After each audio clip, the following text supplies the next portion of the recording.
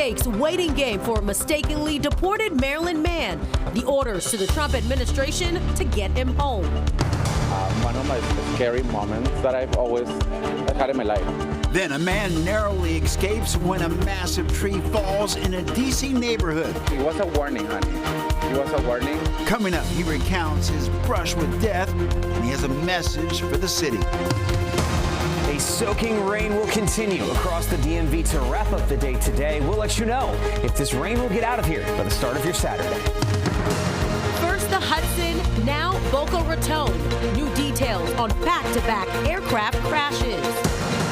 And putting the spotlight on those who fought for freedom in 1862. From live music to fireworks, how you can celebrate D.C. Emancipation Day.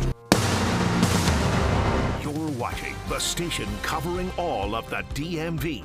This is DC News Now. Hey, thanks for joining us for DC News Now at 5. I'm Mark Hall. And I'm Tosin Fakile. Let's start off with your weather and a live look outside on this Friday that has been dark and dreary and raining. And the good news, if you love the wet weather, is more rain is headed our way. Well, not a good start to the weekend, but let's head over to meteorologist Damon Madsen for their first look at our forecast. Damon, how are things looking right now? I have one question for Mark here. I know yesterday you said, hey, we're going to power through it. How are you feeling now that we're in the thick of this? He's not going to power through Oh, no, anything. I have no choice. Oh, really? Yeah, no, I got to go. I got to get this one done. So, oh, wow. Rain or shine, I have an umbrella. I have rain gear. I have it all. Okay. All right. Well, just for you, Mark, we're going to try to convince Mother Nature to kick some of this out of here, at least the worst of this extremely soggy weather. Because, yeah, folks, in parts of the DMV here, we have not caught a break. This rainfall has been consistent since about the middle of the morning, 8, 9 o'clock, especially close to D.C., along and east of I-95. Just a wall of green, red, and yellow across southern Maryland. That's some of that heavier rainfall. Now, some of these showers are finally working north and west after the clear cutoff line was along Fairfax, Montgomery counties. We're seeing rain up into Loudoun, Frederick, even Clark County at this hour. But the heaviest rainfall continues to stay right over Prince George's, Anne Arundel, Charles counties. We're not getting any break here, even up toward Annapolis. And then just to the south and west of the city, we have heavy rain that just pushed out of I-95 in Stafford County into southern Fauquier County. So definitely getting drenched across the southeastern section of the DMV. And this rainfall will continue, and it will keep on pushing more north and west as we head into the night. But as we get closer to midnight, thankfully the steadier rain wraps up, and we'll just have lighter rain showers heading into the early morning hours on Saturday. Now, does that mean the trend will favor some drier weather, at least at times, tomorrow? We'll have that answer in your full forecast coming up here in just a bit. All right, Damon, we'll talk to you soon. Developing now, attorneys for a Maryland man mistakenly deported being held in an El Salvador prison. They were back in a federal courtroom today. They were in Greenbelt this afternoon for another hearing, hoping the process will return Kilma Abrego Garcia to the United States. And last night, the Supreme Court issued a decision affirming the order of a district judge that they need to facilitate the return of Abrego Garcia back home. DC News Now's Tim Reed is at the courthouse this afternoon. And Tim, tell us, what did the lawyers have to tell you today? Good evening. Well, this afternoon, the judge said she will be requiring daily updates about the whereabouts of Kilmar Garcia and efforts to bring him back to the U.S. The government needs to take all steps reasonable to facilitate the return of Mr. Abrego Garcia to the United States. Kilmar Garcia's lawyer was talking tough this afternoon, demanding the government quickly take the steps necessary to bring his client home as soon as possible. And that in the meanwhile, it needs to provide the court with information, specifically 3 pieces of information. 1, where is Mr. Abrego Garcia right now? What is his custodial status? What has the government done so far to try to bring him back? Last night, the Supreme Court issued a decision affirming the order of a district judge that they need to facilitate the return of Kilmar Garcia back home. His attorney says Garcia was wrongly deported to El Salvador, where he's being held unjustly in prison. The government attorney did say that they intend to comply with the order and bring him back. That's the bare minimum. They should have done that already. They've had plenty of time between the Supreme Court's order early yesterday evening and now, he should be here in the United States. It's a 5-hour flight. The White House had argued that Garcia was a gang member of MS-13, but Garcia's lawyers countered, saying there is no evidence he was ever in a gang. We are also, as plaintiffs' counsel, we are not going to accept the government's generic and unsubstantiated assertions that they're working on this, that they're considering it. The Supreme Court made their ruling last night very clear that it's the administration's responsibility to facilitate the return, not to effectuate the return. I believe the Department of Justice just filed another brief in the lower court. I would defer you to that. Now, Garcia's legal team says this fight is not over, and they will continue to fight until Garcia is brought back home. We're live tonight in Greenbelt, Maryland. Tim Reed, DC News Now.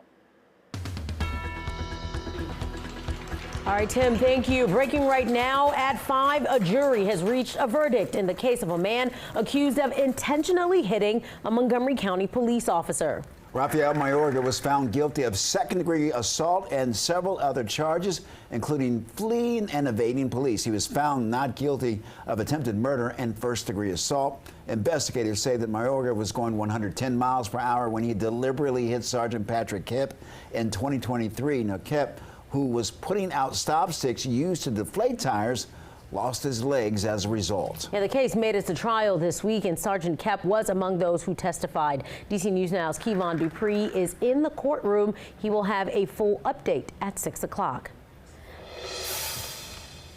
Happening now, an active search underway in Alexandria for an armed robbery suspect considered armed and dangerous. Police are looking for Dexter Brown. They say he opened fire multiple times inside a business on King Street this morning and got away with cash.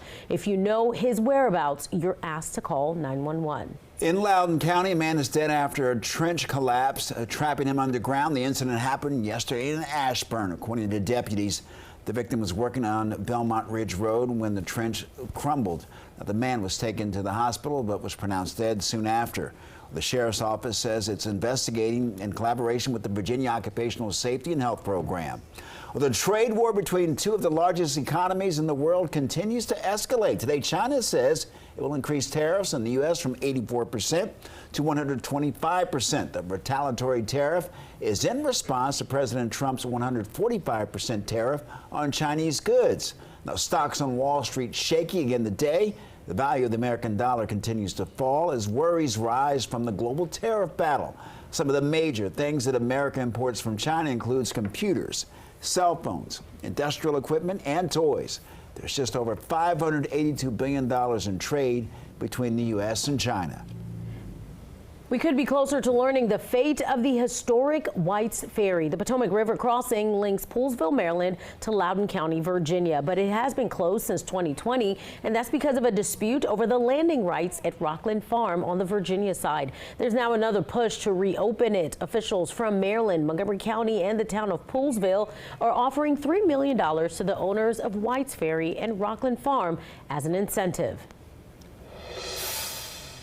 Well, this weekend, the district's set to celebrate Emancipation Day. That's the anniversary of when thousands of enslaved people were freed here 9 months before the Emancipation Proclamation.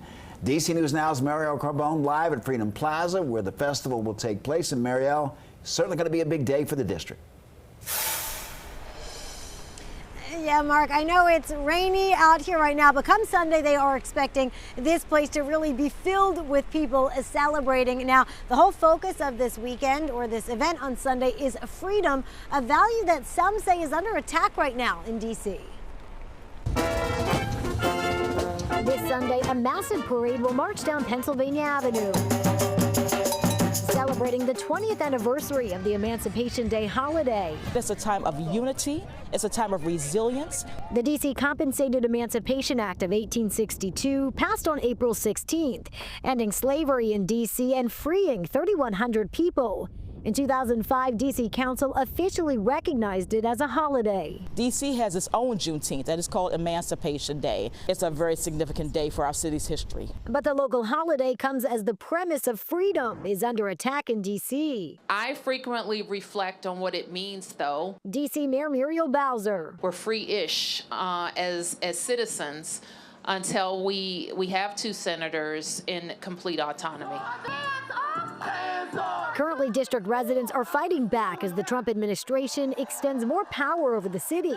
Plus, the Republican-led House leaving D.C. in limbo, recessing without passing a funding fix that repairs a $1 billion cut Congress made to D.C.'s budget last month. We're never free unless we have full autonomy. This is an opportunity to educate about that. Foster says that next step of freedom, achieving statehood, will be a focal point at the festival, educating and building unity. When people are going through things, it's nothing better than being around others. It helps lift your spirits. It lifts you up.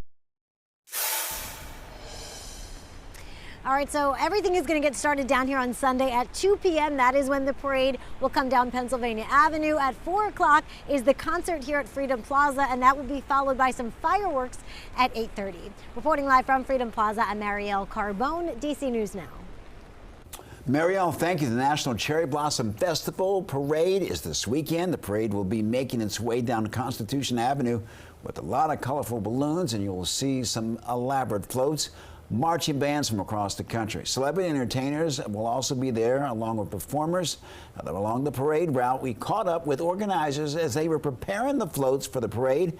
They say that this parade is something that many look forward to as they end the month-long celebration. It's so exciting. It is always just so joyful to see it all come together and seeing people happy in a great mood no matter what, because they've been looking forward to being part of it for a very, very long time.